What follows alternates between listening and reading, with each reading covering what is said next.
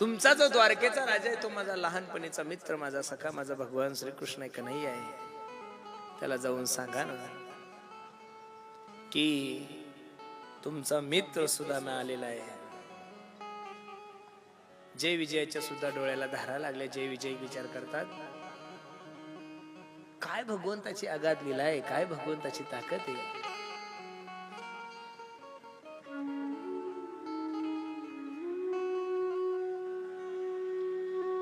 कपडे फाटलेले, शरीर वीक झालेलं, पण चेहऱ्यावरचं तेज नामस्मरणामुळे, भगवंताच्या चिंतनामुळे सूर्यालाही फिकं करेल एवढं तेज माझ्या सुदामदेवाच्या चेहऱ्याला आहे. जय विजय भगवंताकडे जातात. भगवंत बसलेले आहेत आणि जय विजयांच्या डोळ्याला धारा लागतात.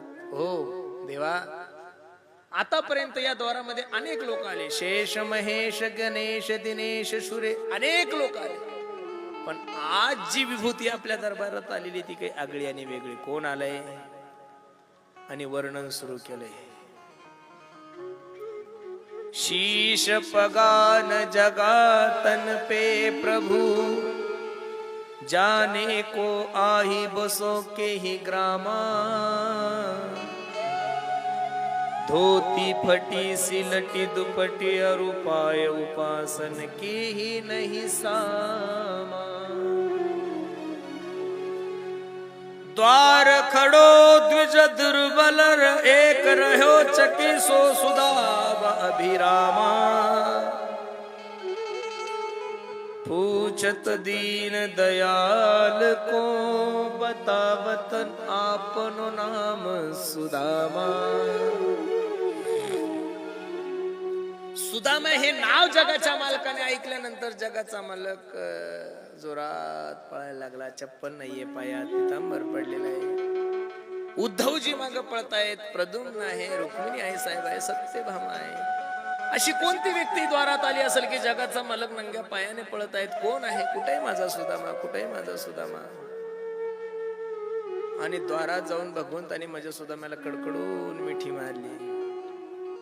सुदाम देवाचा आणि भगवंताचं ते प्रेम पाहिल्यानंतर सर्व द्वारका नगरी रडत होती.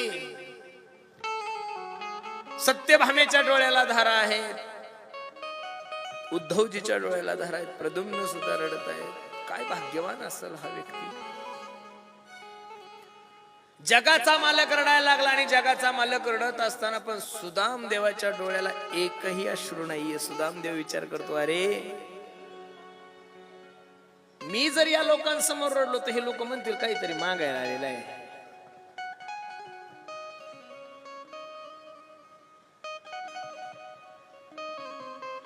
सर्व गोकुळ, सगळं द्वारका नगरी रडत आहे, पण सुदाम्याच्या डोळ्याला एक अश्रूही नाहीये. सर्व अश्रू बघ सुदाम्याने डोळ्यात नाही, अंतकरणातच साठवून ठेवलेले.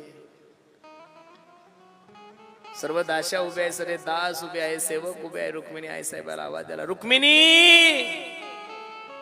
ए रुक्मिणी साहेब पाणी घेऊन ये. रुक्मिणीच्या मनात सुद्धा संकोच आहे, मी पट्ट राणी ना, एवढ्या दास्या असताना, एवढ्या सेविका असताना, एवढे दास असताना मला ज्या अर्थी पाणी आणायला पाठवलं त्या अर्थी व्यक्ती काहीतरी आगळी आणि वेगळी. रुक्मिणी आई साहेब मनातल्या मनात विचार करू लागल्या, किमनेन कृतं पुण्यं महुदुतेन भिक्षुणां श्रियाहिनेन लोकेस्मिन् गृहीतान धमेन च. काय भाग्यवान असेल ती माय माऊली, काय भाग्यवान असेल तो महात्मा.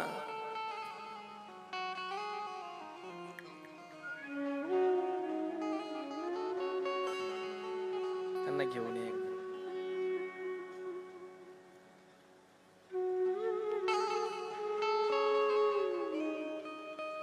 रुक्मिणी आई साहेबाला पाणी आणण्यासाठी उशीर झाला. इकडे काय केलं देवाने ऐका ना.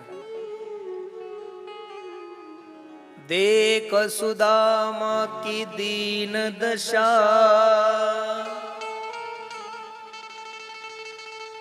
करुणा करके करुणा निधि रोए,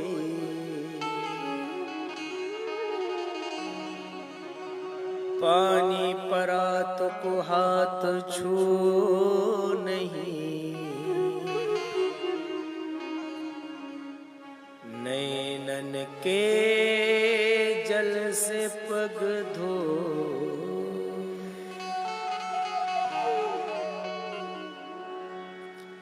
अरे तुम्ही आणि मी देवासाठी रडतो, आपला स्वभाव आहे ना रडका. काहीतरी मागण्यासाठी आपण देवासमोर रडतोय, काहीतरी अंतःकरणातली इच्छा पूर्ण होण्यासाठी आपण देवासमोर रडतोय.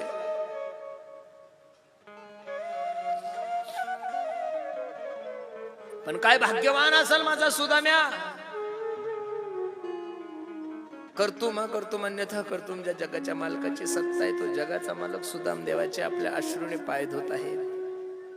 देख सुदामा की दीन दशा,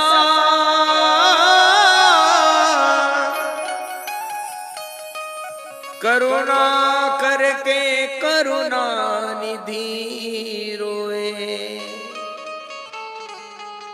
पानी परात को हाथ छू नहीं, नैनन के जल से पग धोए. लोक म्हणतात देव कुठं रडतो का? रडत नाही असं नाही, रडतोय ना तो. रडतो तो, येतो सुद्धा, तो खातो सुद्धा, पण त्याच्यासाठी आपली तेवढी भक्ती लागेल ना महाराज. देव निवृत्तियाने धरले दोन्ही कर, जातो ज्ञानेश्वर बैसावया.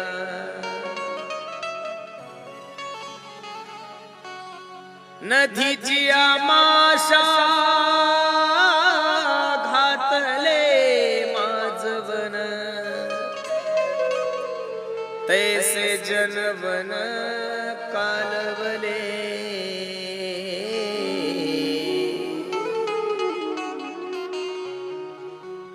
भगवंताचं ते रडणं पाहिल्यानंतर रुक्मिणी आई साहेबांनी प्रश्न केला, हो मालक, हजारो संत या महाराष्ट्रामध्ये जन्माला आलेले, हजारो संत या महाराष्ट्रातून निघून गेले, पण मी एवढं रडताना तुम्हाला कधी पाहिलं नाहीये. बाकीच्या संतांचं आणि देवाचं नातं वेगळंय, पण ज्ञानोबरायचं आणि भगवंताचं नातं. विठोबाचा प्राण सखा ज्ञानोबा माझा, विठोबाचा प्राण सखा ज्ञानोबा माझा.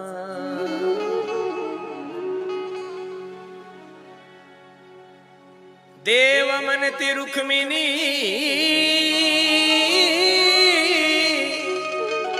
हा एकच योगी देखिला नयनी, ते ज्ञान संजीवनी जाण त्रैलोक्यासी. जो करील याची यात्रा तो तारील सकळ ही गोत्रा, सकळ हे कुळे पवित्रा याचे निदर्शने होती.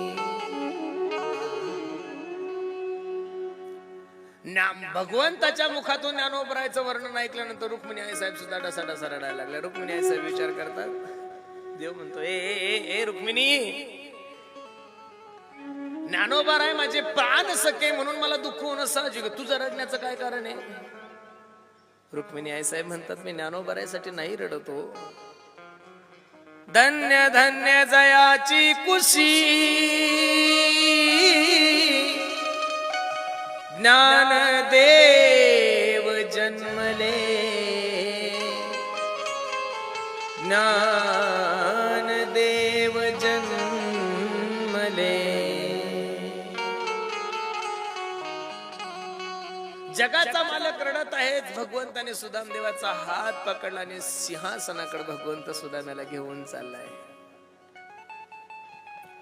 सोन्याच्या सिंहासनावर सुदाम देवाला बसवलंय आणि सोन्याच्या सिंहासनावर सुदाम्याला बसवल्यानंतर एक हात रुक्मिणी आई साहेबाच्या हातात आहे आणि एक हात माझ्या पांडुरंगाच्या हातात, भगवान कन्हैयाच्या हातात आहे. पायात मोडलेले काटे जगाचा मालक काढत आहे. जगाच्या मालकाच्या डोळ्याला धारा लागल्या. सुदाम्या, किती दिवस झाले रे भेटला नाहीस, तुला माझी आठवण नाही आली देवा? एकदा सुद्धा तुला मला भेटायची इच्छा नाही झाली का रे सुदाम्या? सुदाम्याच्या डोळ्याला धारा लागल्या आणि सुदाम्या देवाला सांगतो, देवा तुमची आठवण आली नाही असं जीवनातलं क्षणच नाहीये हो. पण कसं तुम्ही द्वारकेचे राजे, मी माझ्या कुटियाचा राजा.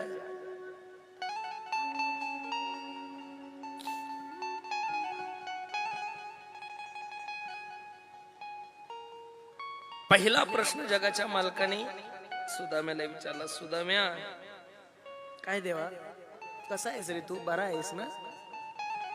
सुदाम्याच्या मुखातून पहिला शब्द निघाला, देवा माझ्यासारखं सुखी, माझ्यासारखं समाधानी, माझ्यासारखं धनवान या जगामध्ये दुसरं कोणीच नाहीये.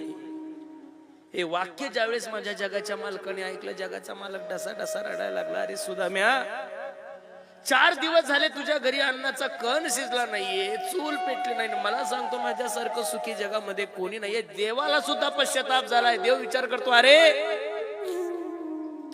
ज्यांनी माझ्यासाठी संसाराची राख रांगोळी केली, रात्रंदिवस माझं चिंतन करताय, संसारावर तुळशी पत्र ठेवले, आणि मी जर एक टाइम या लोकांच्या जेवणाची व्यवस्था करू शकत नसेल तर माझ्या देवपणाला आग लागली पाहिजे. काय फायदा आहे माझा?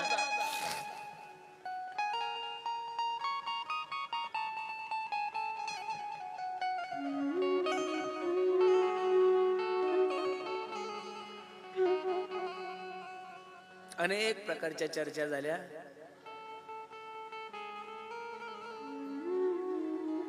सुदाम्याला देवाने विचारलं, का रे सुदाम्या लग्न केलं, बोलवलं नाहीस मला? देवा माझं जाऊ द्या, मी एकच केलं, तुम्ही 16,108 केले. एखाद्या लग्नात तुम्हाला माझी आठवण व्हायला पाहिजे होते. देवानं सांगितले, बघ लग्न करायला का आपलं बॅकग्राऊंड एवढं चांगलं आहे का सुदाम्या? खेळत खेळत गेलो की बायको घेऊन यायचो, हे चरित्र आहे माझं. काय दिलं वहिनीने? पोहे सुदाम देवाचे, फके मारी कोरडे. 2-3 दिवस सुदामदेव राहिले आणि सुदामदेव म्हणतात, देवा जातो मी, माझं मन लागत नाही इथे. सोन्याचा पितांबर सुदाम्याला दिलेला होता घालण्यासाठी. हे सुदाम्या, अरे तो पितांबर तुझा काढून ठेव, हे फाटकं धोतर घेऊन जाय. हे ज्या वेळेस म्हणल्यानंतर येत किंचित काकणभर सुदाम्याच्या मनामध्ये थोडं पाप देवाविषयी. हे देवा, अबे लोक तुला उदार म्हणतात ना बे, उदार तो हरी. आम्ही कीर्तनातून कंबर बांधू बांधू लोकांना सांगतो, उदार तो हरी ऐसी कीर्ती चराचरी. अनंत हे तोरी गरजता ती पोट देव. एवढं जर आम्ही तुझं वर्णन करतो देवा, तेवढा सोन्याचा पितांबर घरी घेऊन गेलो असतो, बायकोन आनंदाने संसार केला असता, मला परमार्थात ताण नसता झाला. पण देवा तुझी इच्छा नाहीये ना मी श्रीमंत व्हावं. खऱ्या भक्ताचे लक्ष्य नाही. पडता जडवारी नेमान टळे निर्धारी, नेमान तळे निर्धारी. सुदाम देवाला सोन्याची नगरी दिली. हे सगळं सर्व चरित्र भाग सर्वांना न्या, ते मला एवढंच सांगायचंय. फक्त तुम्हाला या कथेतून हा सिद्धांत घ्या, एवढं मोठं संकट असून, खायला भेटत नसून सुद्धा भगवंताचं चिंतन सुदामदेवाने सोडलं नाही. आपण सुद्धा जीवनामध्ये येणारे सुख असेल, जीवनामध्ये येणारं दुःख, हे ज्याच्या त्याच्या प्रारब्धाने गोष्टी होणार आहे. पण कोणत्याही परिस्थितीमध्ये जिस देश में जिस वेश में परिवेश में रहो, राधा रमन राधा रमन राधा रमन कहो. तुम्ही देवाचं चिंतन करत राहा, निश्चित जगाच्या मालकाची कृपा तुमच्यावर झाल्याशिवाय राहणार नाही. याद आएगी उनको कभी ना कभी, कृष्ण दर्शन तो देंगे कभी ना कभी. ऐसा विश्वास मन में जगाते चलो, कृष्ण गोविंद गोपाल गाते चलो. काम करते चलो, नाम जपते चलो, हर समय कृष्ण का ध्यान करते चलो. कृष्ण गोविंद गोपाल गाते चलो. जीवनामध्ये ज्या गोष्टी होणार आहे त्या होणार आहे, पण किती जरी दुःख आलं तरी त्या भगवंताचं चिंतन नका सोडू महाराज.